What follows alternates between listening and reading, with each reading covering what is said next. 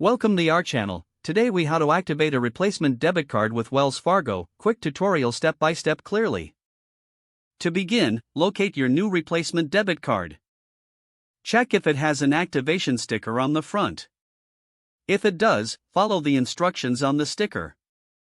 If your card doesn't have a sticker, proceed to the Wells Fargo website.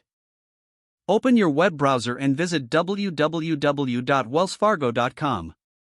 Log into your Wells Fargo online banking account. If you don't have an account, you can activate your card by calling customer service.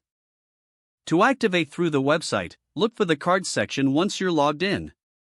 Select Activate Debit Card from the available options. Enter your new debit card number, expiration date, and security code. You may also be asked to input your personal information for verification. Once you've completed the form, submit your request.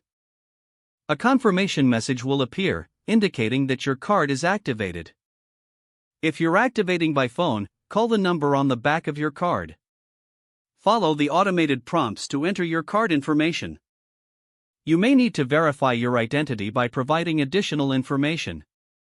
Listen for the confirmation that your card has been activated. Once activated, your card is ready for use. Be sure to set your PIN if you haven't done so already. Congratulations, your Wells Fargo replacement debit card is now activated.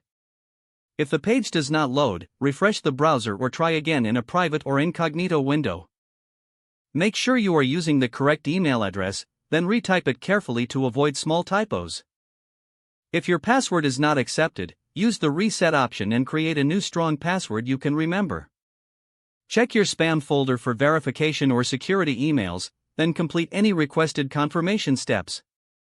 Enable two-factor authentication if available to improve account security and reduce unauthorized access risk.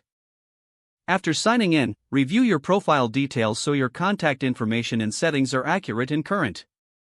If you see an error message, note it down and try again after restarting your device and internet connection. Log out when you finish, especially on shared devices, to keep your account and payment information secure.